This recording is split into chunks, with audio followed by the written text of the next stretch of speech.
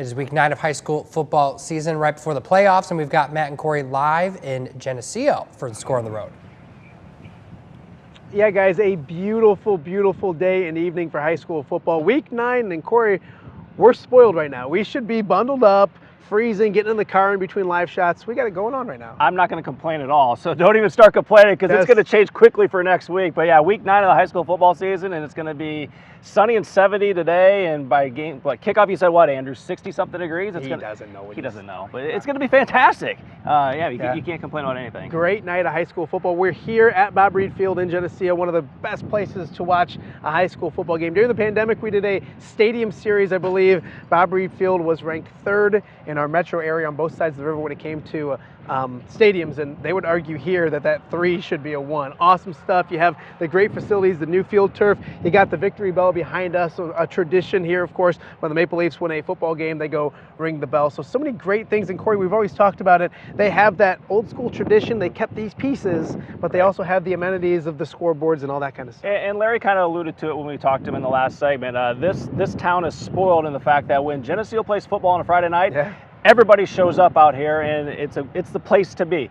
55 straight years they had made the playoffs before they had that little dry spell. They're back in the playoffs after a 5-year dry spell. So the excitement, the fun, the confidence for the Geneseo football team is back, and it's a good thing to see out here. Yeah, Geneseo winning last week. They are in the playoffs, but they do have a big game tonight against a very good Moline team. Moline coming in unbeaten in conference play. They can cap off an unbeaten season tonight with a victory. They already have a share of the Western Big Six title. Mike Morrissey and company don't like sharing, though. They want to keep that to themselves. So a big game here in Geneseo. Just the start of a huge week 9 of the Score. I almost said week 7. Week 9 of the Score. Time flies when you're having fun. And in the Western Big Six alone, a big game for Rock Island because they lost last week to Geneseo. So now, Kory, they have to go on the road just to get into the playoffs. Yeah, they're at 4-4 right now. Right now, if the playoffs were to start right now, they would be in with 4 wins.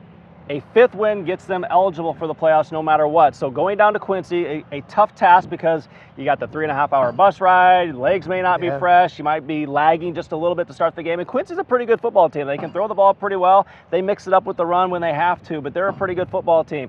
If Rock Island can go down there and get a win, they're in the playoffs. If they were to happen to stumble and not get that win, there is a chance, a small chance, that they could still get in with a 4-5 record. Ben Hammer doesn't want to hear that. They want to win, but yeah, there's still a chance. Yeah, we'll have coverage of that game for you tonight on the Score. Also in the Western Big Six, Sterling and UT collide in Sterling, and Alleman and Galesburg do battle down in Galesburg. On the Iowa side of the river, Pleasant Valley just keeps winning football games. They're ranked #1 in the state. They're unbeaten. They host Iowa City West on a special night, a senior night, and an extra special senior night for Rusty Van Wetzinga. Of course, his son, Rusty Jr. is a senior. His other son, Joey, is on the football team as well. So a special night for them. If they can cap off that regular season and undefeated season, they will look good going into the playoffs next week. Several teams, though, around the area needing to win to get in. North Scott, one of those teams that needs to take care of his business tonight. Yeah, and they're playing an 0-8 team, so I would expect them to go ahead and win this game that they play tonight. But again, senior night, last game on their home field. You expect a lot of those seniors to step up. A win gets North Scott in. There's a lot of teams that need to win and help. Assumption won last night. They win. They need a couple teams to lose. One of those teams being Central DeWitt, and then they need another loss to get in. And then, of course, you've got Davenport West. Yes. Davenport West has had a phenomenal year. They're 6-2 heading into week 9.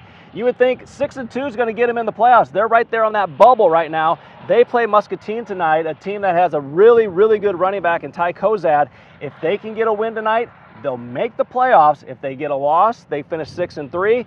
Heartbreaking for them to have such a great year and not make the playoffs at a 6-3. And if you couldn't tell, Kory and I can talk high school football for a long, long time. That's why we have a half-hour Score coming up your way tonight.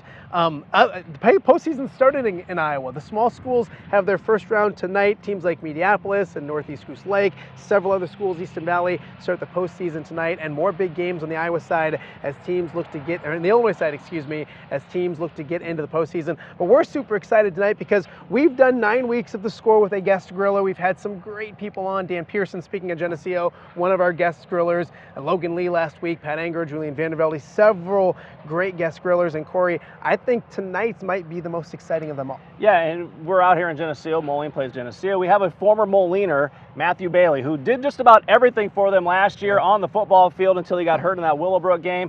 He's doing some great things as a freshman down in Illinois so far this year. He had a fumble recover in the end zone in week 2 for his first ever touchdown, had the interception that sealed the deal against Iowa, and getting a lot of playing time. They call him Sid 2.0 down at Illinois. And Matthew Bailey will be our guest griller this week. We're really excited to have him back up here and guest grilling, and he even admitted he's going to try and do it better than Mike Morrissey's done. Which I think he can do everything better than Coach Morrissey. That's a beautiful thing. So another big night on The Score. The only half-hour high school football show in town is The Score. 10:35. Kory Cuffler, Camille Gear is back this week as well. Matthew Bailey, Brian Stocking, and so much more. It's quite the cast of characters. Guys, we'll see you tonight at 10:35. Have a great Friday. Enjoy your day, and join us tonight at 10:35. We'll throw it back to you guys in the studio.